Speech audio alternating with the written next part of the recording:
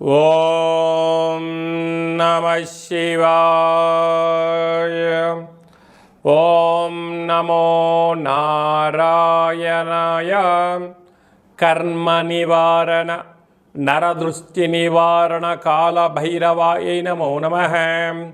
ఓం కాళకాలాయ విద్మహే కాళాతీతాయ ధీమహి తన్నో నరదృష్టి నివారణ కాళభైరవ ప్రచోదయాత్.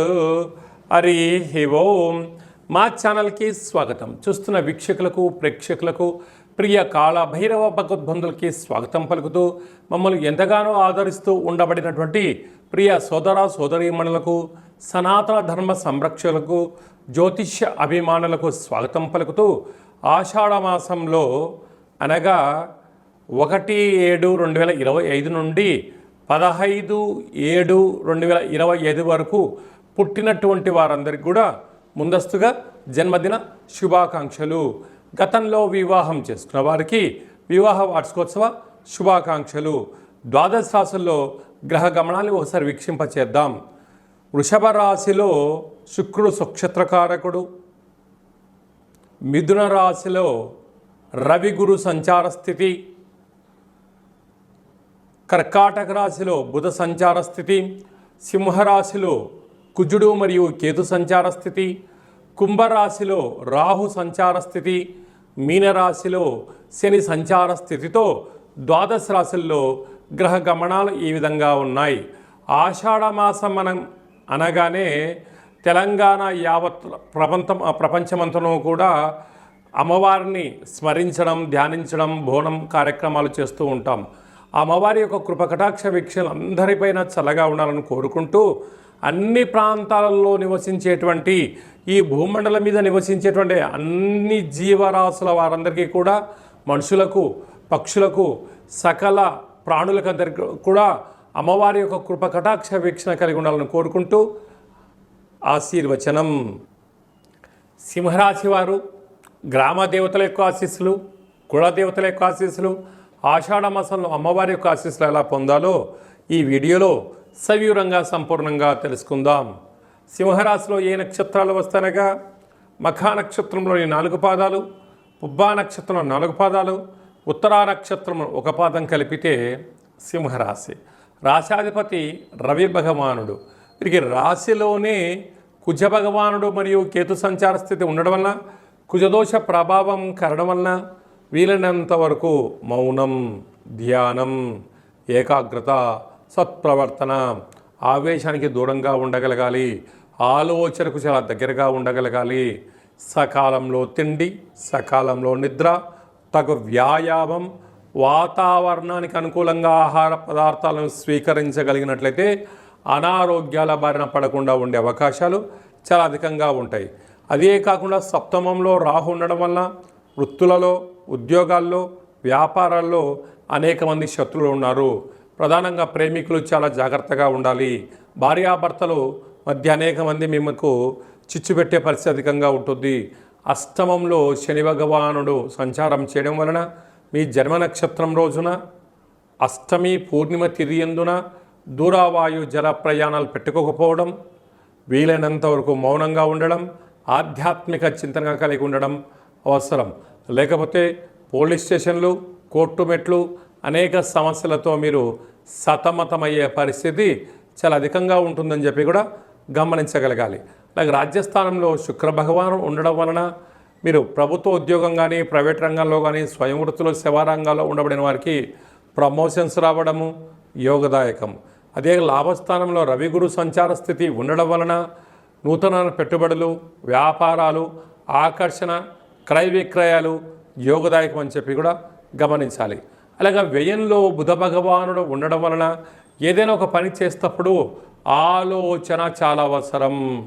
అజ్ఞానానికి దూరంగా ఉండండి, బుద్ధిగా ఉండండి, సత్ప్రవర్తన చాలా అవసరం. చిన్నవారైనా పెద్దవారైనా వారికి గౌరవ మర్యాదలు ఇచ్చిపుచ్చుకోగలగాలి అని చెప్పి కూడా మీరు గమనించగలగాలి. అలాగనే రాశిలోనే కుజుడు, అష్టమంలో శని భగవానుడు, కొన్ని గ్రహ సంచార స్థితులు అనుకూలంగా లేనప్పుడు కులదేవతల యొక్క ఆశీస్సులు, గ్రామ దేవతల యొక్క ఆశీస్సులు, ఆషాఢ మాసంలో అమ్మవారి యొక్క ఆశీస్సులు వీరు ఎలా పొందగలగాలి అన్నట్లయితే అమ్మవారిని స్మరించడం, ధ్యానించడం, ఎర్రటి వస్త్రాలు, ఎర్రటి పువ్వులు, ఎర్రటి గాజులు, ఎర్రటి కుంకుమతో అర్చన చేయడం, అదే కాకుండా కూడా ఎర్రటి ప్రసాదాన్ని వండి అనేక మంది భక్తులకు దానం చేయడము, కూష్మాణ దీపాన్ని దేవాలయంలో పెట్టగలిగినట్లయితే అమ్మవారి యొక్క ఆశీస్సులు కలిగి శత్రు ప్రభావము, రుణ ప్రభావము, అనేకమైనటువంటి నరదృష్టి యొక్క ప్రభావం తొలగి మనశ్శాంతి, ఆయురారోగ్యాలు సొంతం కలుగుతాయి. అలాగనే వ్యవసాయ సోదరి మణులకు, గృహ భవన నిర్మాణ కార్యక్రమం చేసేవారికి, అలాగా మార్కెటింగ్ రంగంలో ఉండబడే వారికి, స్వయం వృత్తులు, సేవా రంగాల వారందరికీ కూడా తొందరపాటు నిర్ణయానికి ఇది సరైన సమయం కాదు అని చెప్పి కూడా మీరు గమనించాలి.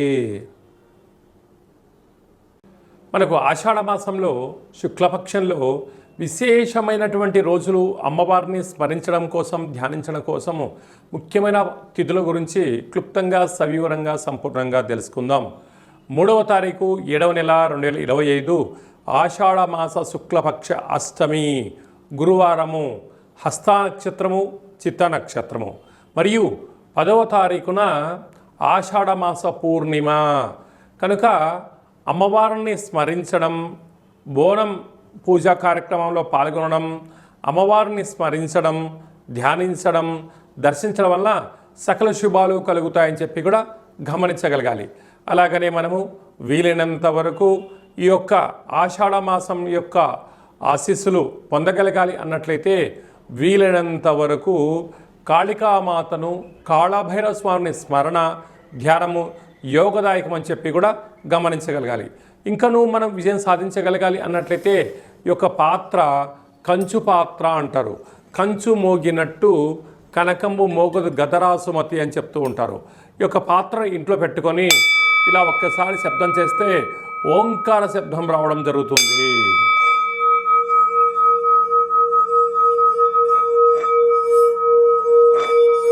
ఈ యొక్క పాత్రను ఇలా మనసులో కాళభైరవ స్వామివారిని స్మరిస్తూ తిప్పడం వలన, ఓంకార శబ్దం రావడం వలన మనిషి శరీరంలో ఉండబడిన చక్రాలు వికసింపచేసి గృహంలో ఉండబడినటువంటి జ్యేష్ఠాదేవి బయటికెళ్ళి గ్రామంలో సంచరించే లక్ష్మీదేవి గళ్ళు గళ్ళుమంటూ మన ఇంటికి రావడం జరుగుతుంది.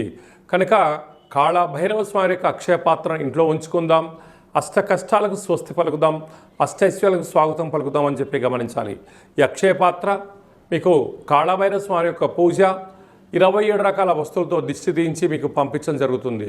కనుక మనం అందరము కూడా ఆషాఢ మాసంలో అమ్మవారిని స్మరిద్దాం, అయ్యవారిని ధ్యానిద్దాం, కాళభైరవ అష్టకాన్ని వినడం, చదవడం, పారాయణం చేయడం వల్ల సకల అష్ట కష్టాలు తొలగిపోతాయని చెప్పి కూడా గమనించాలి. మీ వ్యక్తిగత జాతకం తెలుసుకోవాలనుకుంటున్నారా?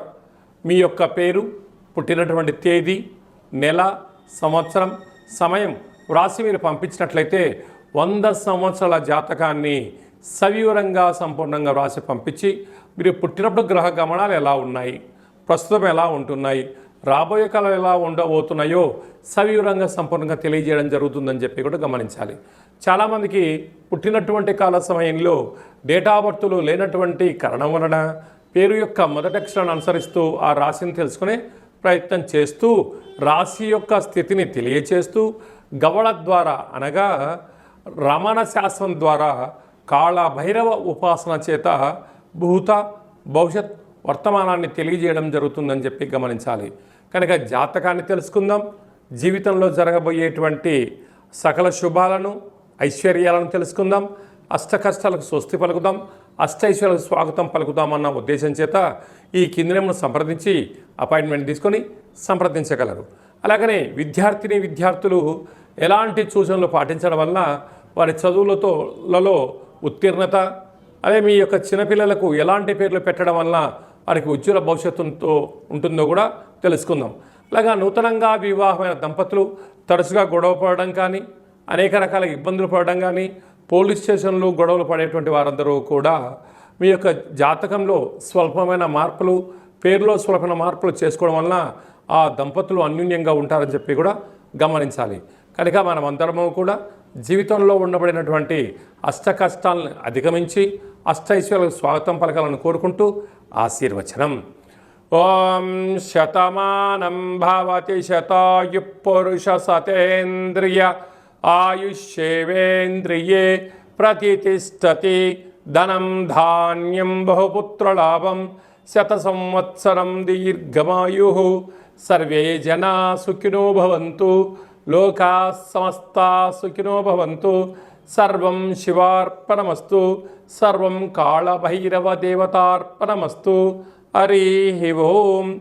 ఈ వీడియో మీకు నచ్చినట్టయితే లైక్ చేయండి, షేర్ చేయండి. అందరికన్నా మీ వ్యక్తిగత జాతకం ముందుగా తెలుసుకోవాలని అనుకుంటున్నట్లయితే మా ఛానల్ని సబ్స్క్రైబ్ చేసుకోండి. ఆల్ అనే బటన్ని కూడా ప్రెస్ చేసినట్టయితే అందరికన్నా మీ వ్యక్తిగత జాతకము ముందే తెలుసుకునేటువంటి అవకాశం కలుగుతుందని చెప్పి గమనించాలి.